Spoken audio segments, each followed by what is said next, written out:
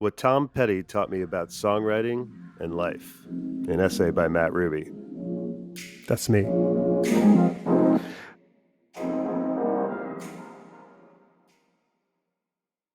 To really get Tom Petty, you had to see him live. You had to be wedged in between teenagers and old fogies, smell the joint a few rows back, and feel an irresistible urge to just stand up and sing along. The first time I saw him back in the 90s, Even the Losers is the song that really hooked me. When thousands of us sang it together, it mutated from a breakup song into a rallying cry. Maybe even the losers get lucky sometimes. Even the losers keep a little bit of pride. They get lucky sometimes. That's the thing about being a loser. When you're joined together with thousands of other losers, you don't feel like one anymore. You start to realize feeling like a loser is just something everyone goes through at some point, and that makes you feel a little more human. The kind of secret thing about Tom Petty is he wrote gospel songs. He wrote from the point of view of the losers, the fuck-ups, the rebels, the misfits, the dropouts, and the ones who only get a glimpse. But he understood that most of us live for that glimpse, that occasional peek at the place where redemption lies. I kept seeing Tom Petty every few years after that first show I saw. The last time was just a few weeks before he died.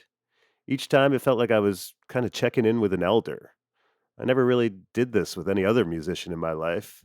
I tended to grow out of bands I loved, especially the ones doing the whole cling to faded youth thing. Sometimes it's nice when aging rockers just go away. But Petty never seemed to age. There was something timeless about him. Even when he was young, he seemed like a crotchety old man. But then when he actually was an old man, he still twinkled with this mischief, like he was a rebellious teen. And for a kind of weird looking dude, Tom Petty sure did dominate the early days of MTV.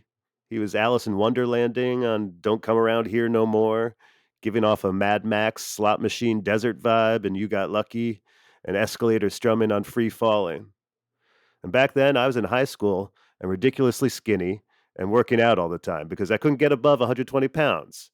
So I bought this weightlifting set and put it in our basement. And in between protein shakes, I go down to that dank dungeon in an attempt to kind of like bulk up, I guess. But really, I was just trying to look like a normal person. And I'd listen to cassette tapes on a boombox over and over while doing my reps. And the tape I played the most was Full Moon Fever. Then I went to college and Petty dropped off my radar for a while. He didn't seem as cool and underground as the Velvet Underground or Spiritualized or the indie stuff I was getting into then. But a few years later, I was visiting a girlfriend. She had moved to Texas from Chicago, where we originally met, and we were trying to keep it going long distance. Our deal was to see each other once a month, so every other month I'd travel to Fort Worth, Texas to visit her. And she grew up in an Indiana town, just like the opening line of Mary Jane's Last Dance. And she was a good girl who loved her mama, just like the start of Free Fallin'. She's a good girl, loves her mama, loves Jesus, in America too. She's a good girl, is crazy about Elvis, loves horses, and her boyfriend too. Man, look at the picture he paints there. The economy of words is astounding. It seems like he's barely said anything, and yet you already know everything about this girl. That was his gift. He seemed like some simple, blue-collar everyman, and he hid the layers and didn't need you to think he was smart. He used simple language to convey eternal themes. I once heard him explain why he didn't give many interviews by saying, "I don't speak unless I have something to say." And that attitude, it shows in his lyrics. Anyway, that girlfriend and I would venture out once in a while to do Texas stuff. You know, we'd go to a rodeo, eat steak at a restaurant where you had to check your gun, dance at a honky tonk, and visit the Texas School Book Depository. But mostly we'd just lounge around her apartment and listen to music. Her collection was a lot of Lilith Fair, Sarah McLachlan type stuff, and I was a rocker, so it was tough to find middle ground. But that's where the Heartbreakers came in. Tom Petty was everyone's middle ground. So we played the band's double disc anthology over and over again, and we'd laugh and eat and screw. And eventually we broke up because, well, I wasn't ready for more and her clock was ticking. I was the bad boy standing in the shadows. She was the good girl, home with a broken heart, just like a Tom Petty song. Meanwhile, I was still living in Chicago and playing guitar and singing in a band called Plastics Hi-Fi. We put out a few albums and toured around the Midwest. I remember our drummer, Rich, coercing me into seeing Petty live. I didn't even know if it'd be worth it, but I went ahead and we went to this amphitheater outside Chicago and Petty hit the stage, and right after Even the Losers came You Got Lucky. And I'd heard that song plenty of times, but it wasn't until that night I really listened to it.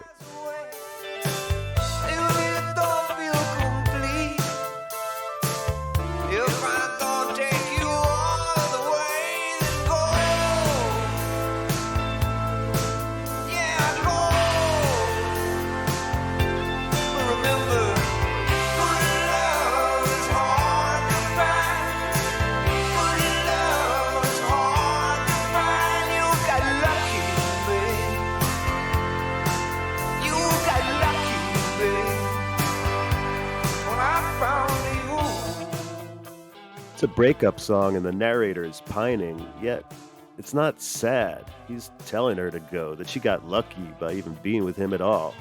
He's broken and rebellious at the same time.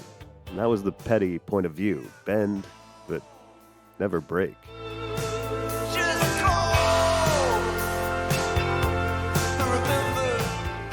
In concert, you realize how good, subtle, and classy his band was, too. Just like every Mick needs a Keith or Axl needs a Slash, Petty had his in Mike Campbell. So many simple yet unforgettable intro riffs. American Girl. Listen to Her Heart.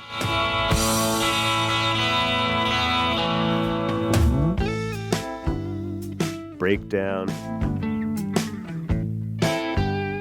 And he played these gorgeous melodic solos, too. Listen to the blistering outro on Running Down a Dream.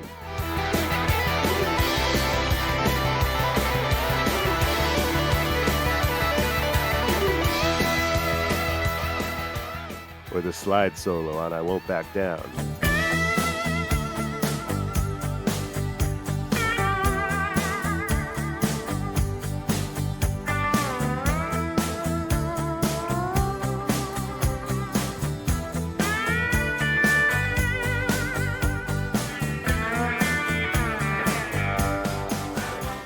He had a George Harrison-esque way of playing just a few notes, but always the right ones.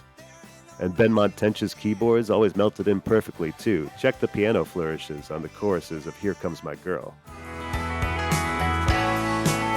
comes my girl. Or the Hammond organ that launches Refugee.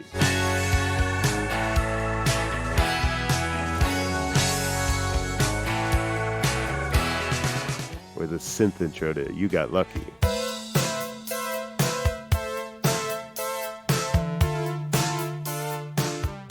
Must have been nice to be Tom Petty. It was like he had two of the best session players in the world as his sidemen.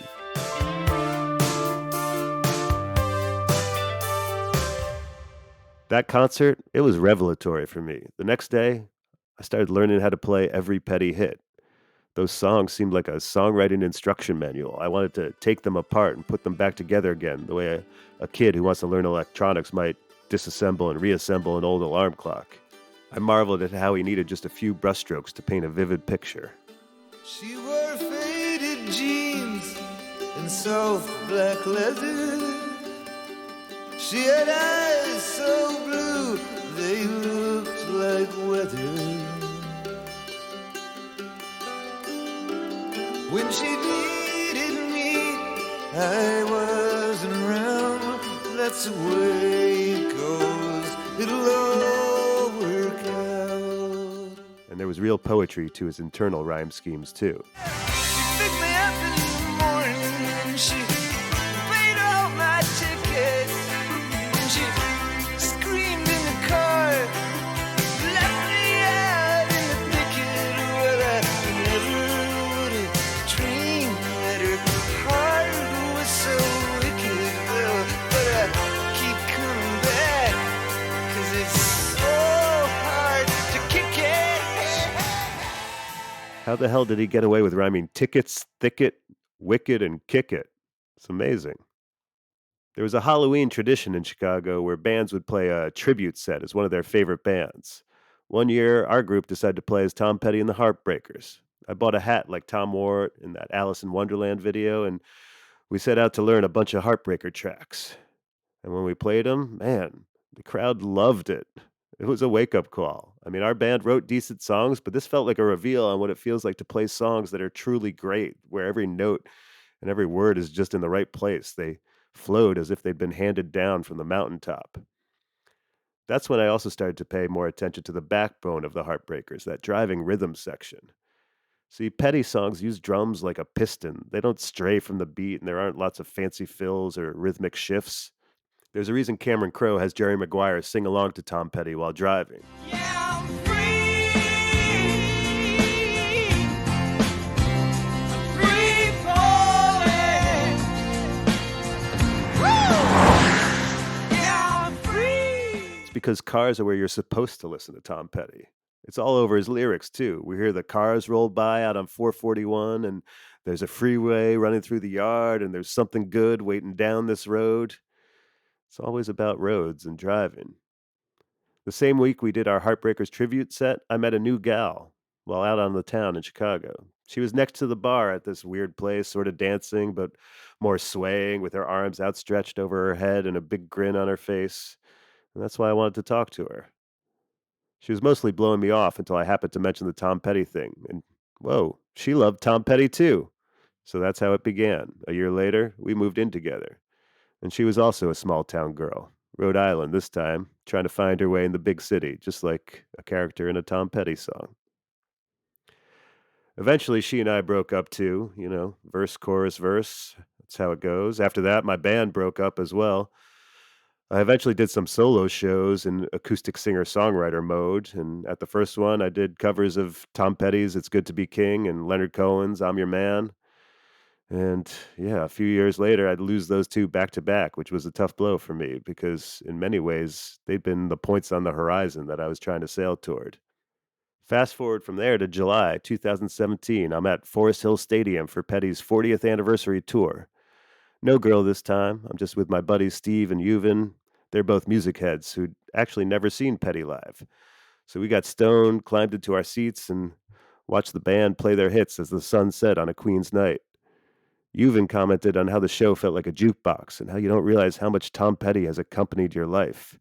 It's almost like his songs are American Christmas carols. That Petty show, like every other one, ended back at the beginning with his first hit, American Girl. It's a song about America that was recorded on the day of the bicentennial, July 4th, 1976. Cosmic, eh? It begins with that chime-in riff the Strokes ripped off. And the whole song keeps climbing from there with oh yeahs and all rights that are practically embedded in our collective unconscious now. Oh yeah, all right. Take it easy, baby. Even the backing vocals That's all right. feel like honey drizzled on an already delicious dessert. And listen to that opening verse about a girl raised on promises. Well, she was an American girl, raised on promises. Petty wrote so well about women, inhabiting the point of view of or describing female characters in a way that most male songwriters can't or won't. The second verse of American Girl is the one that really kills me, though. Well, it was kinda cold that night. She stood alone on the balcony. Yeah, she could hear the cars roll by at old 441, like waves crashing on the beach. And for one desperate moment there, he crept back in her memory. God, it's so painful, something that is so close, it's still so far reach. I even performed it once as a monologue in an acting class. I just feel like I'm right there on that balcony with this girl every time I hear it. It was kind of cold that night. She stood alone on her balcony. She could hear the cars roll by out on 441 like waves crashing on the beach. And for one desperate moment there, he crept back in her memory. God, it's so painful, something that's so close. and still so far out of reach. Man, it still kills me. That moment of desperation, the isolation of being on a balcony, that feeling when you tell yourself not to think about the one who got away, but you just can't help it. Because we all have that ex who creeps back into our minds, and it feels like they're right there with us, but it's just a mirage. It's so painful when something that's so close is still so far out of reach. And then wait a minute, is he talking about a lover, or is he talking about the whole damn American dream? So close and still so far out of reach. And that's the thing about Tom Petty. He understood America in this depthful way. He could reach hipsters and hicks, north and south, coastal elites and NASCAR rednecks. We all got it. I mean, I'm a Jew from New York, but he could write a song about Southern accents that still managed to choke me up. It's not one of his most popular tracks, but I'd argue it's one of his best. There's a southern accent where I come from. The young'uns call it country. The Yankees call it dumb. I got my own way of talking, but everything is done with a southern accent where I come from. I once saw this bathroom graffiti in magic marker at this cheap hostel I was staying at in Switzerland. It said, "An academic takes simple ideas and makes them complicated. An artist takes complicated ideas and makes them simple." I always thought Tom Petty was a master of that kind of reduction. If you want the Tom Petty thesis statement, my vote's for refugee. If Bruce Springsteen's eternal theme is escape and David Bowie's was isolation, I'd say Petty's was defiance, and refugee sums that up perfectly. It's the opposite of a love letter. It's a kick in the ass. It's about how we all suffer and get kicked around, and then we face a choice. What you gonna do about it? Somewhere, somehow, somebody must have kicked you around some. Who knows, maybe you were kidnapped, tied up, taken away, and held for ransom. It don't really matter to me, baby. Everybody's had to fight to be free. Stand up, hey, to live like a refugee. Don't have to live like a refugee. You gotta fight to be free. Don't revel in your abandon. This is the Petty ethos. Yeah, you've been screwed over, but it's how you respond that matters. It's giving the finger to the man or whoever did you wrong. It's defying authority. It's that scene in True Romance where Dennis Hopper rants about Sicilians and spits in Christopher Walken's face. Petty was always in a fight, whether it was with his abusive dad, record companies who wanted to raise prices, concert promoters who gouged fans, radio stations that wouldn't play the new stuff, women who had done him wrong, addiction, or God knows what else. But he stood his ground, and well, you know. Well, I know what's right. I got just one life. In a world that keeps on pushing me around, but I'll stand my ground, and I won't back down. Things fall apart and the world isn't fair. That's life. But still, you have to put up a fight. And when you do, Tom Petty will have your back. He'll have a song that nails that moment. It gives you something to sing along with. And for just one moment, everything will be all right. Stand my ground. After he passed, that gal I lived with in Chicago, the one who really liked Tom Petty when we met, sent me an email. In all honesty, I probably wouldn't have given you a second thought that fateful night if it wasn't for the fact your band was covering Tom Petty songs at your next show. It was a magical night, and Mr. Petty was the matchmaker. She ended the note by inviting me to come meet her two kids. I thought of a couple Petty lyrics. I'm glad she found what she was looking for. And also, it never goes away, but it all works out. It'll all work out eventually. Maybe better with him than here with me. is high and the rain is heavy and the water's rising in the levee. Still I think of her when the sun goes down. It never goes away, but it all works out.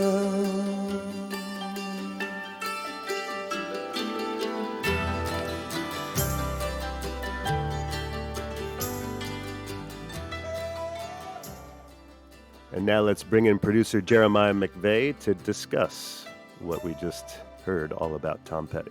I remember in the mid 90s when I was in high school on PBS, there was this like multi-part documentary series about the history of rock and roll. And on one of the episodes, they were talking about, I guess it was like maybe the comeback of rock after disco or something.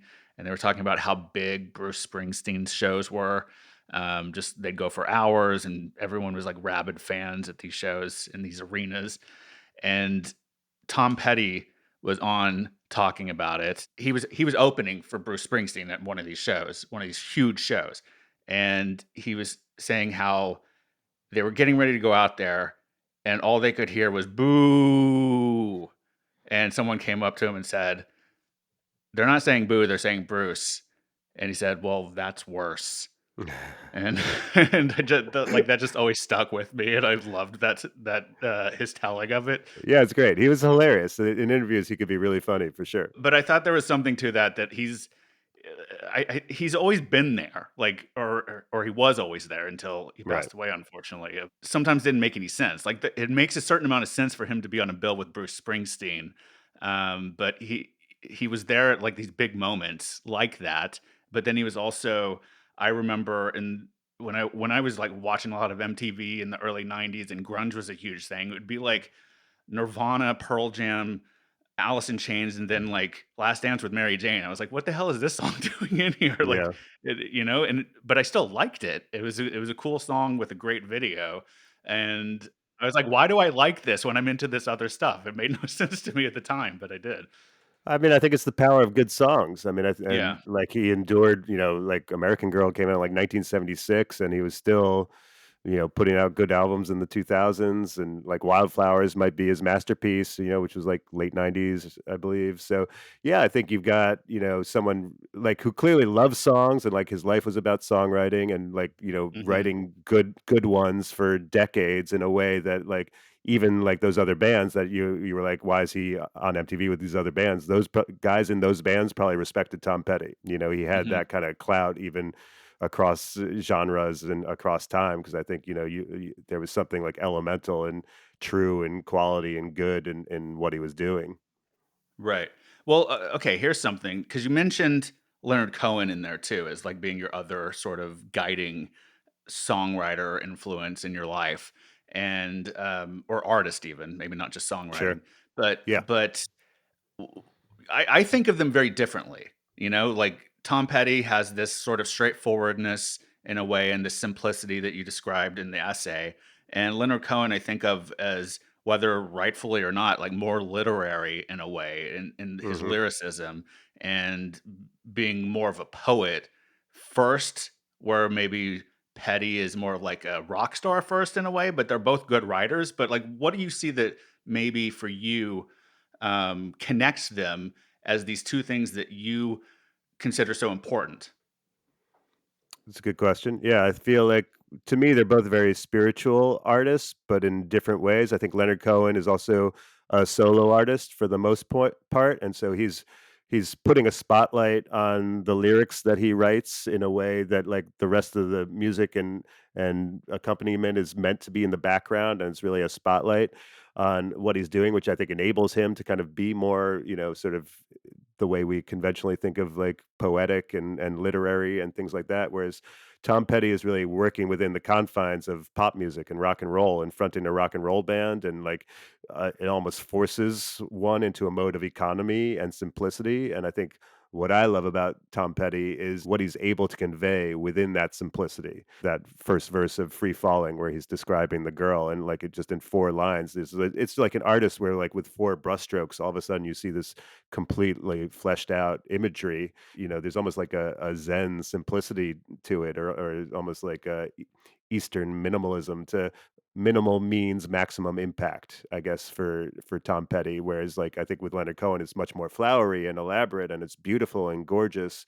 Whereas with Tom Petty, sometimes the most impressive thing is just how little there is, how simple it is. How it's operating on this very base level. It's also very accessible. Like, I think there's a reason. Like plenty of like hicks and rednecks and like high school dropouts, as well as like literary people, can get into Tom Petty's, because it's not there's no ribbons and bows. It's not like sort of gussied up. It is what it is. And it's simple and direct and something that everyone can relate to. And so I think, yeah, I guess maybe one might be like French Laundry or something, and the other might be, I mean, I don't want to compare Tom Petty to the McRib or something, but like a, a Shake Shack burger, or something or something that everyone can get, everyone can understand, everyone can access, and you know what? It's also really, really good. And sometimes that is almost more impressive than making your boutique, 3-star Michelin, like, incredible gourmet meal that only a few people are going to really be able to consume. Okay, so as someone who has such a deep admiration for Petty and his skill and his image and everything, and you've listened to a ton of his music probably over and over again, right? What is one track that you usually skip when it comes on now by him? um, he's got like this honeybee track that, like, now I can't get into, because, well, let me think of it. I have a better answer, I think. I guess it's probably Free Fallin'. Like, I just because I'm so saturated on it after it's been in like so many, movies and other stuff. And Yeah. um it's almost like, I mean, I like Neil Diamond too, but like Sweet Caroline, I can't really take anymore. It's almost like sometimes the one song that gets pulled into the cultural zeitgeist is almost so overplayed that it's becomes Right. almost like a cliche. So that's probably one I don't really sit around and vibe to in a depthful way.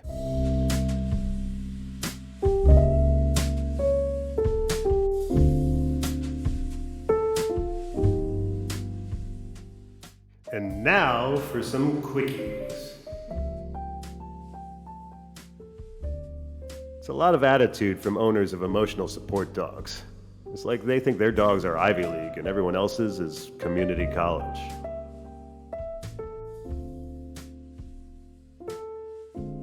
American politics is a bunch of dudes who went to Harvard trying their best to pretend they didn't go to Harvard.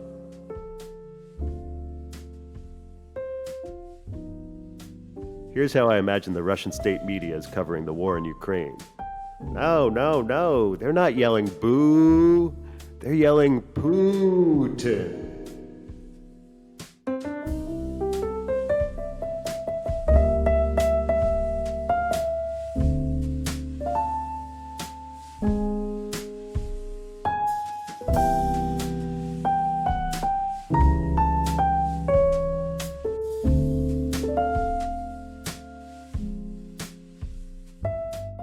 You can subscribe to or follow this show just about anywhere you listen to podcasts. If you have a moment, please rate and review the show on Apple Podcasts, Spotify, Good Pods, or anywhere else that allows you to do that.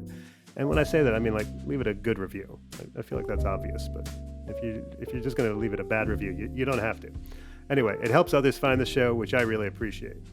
If you want to reach out to me directly, you can email me at mattruby@hey.com. That's mattruby@hey.com. And if you like this podcast, you should subscribe to the RUBESLETTER, where what you just heard first appeared. You can find that at mattrubycomedy.com/subscribe. And while you're at mattrubycomedy.com, you can also find links to my Instagram, Twitter, YouTube, and TikTok, where I post clips of my stand-up and other stuff too. Thanks so much for listening. I appreciate it.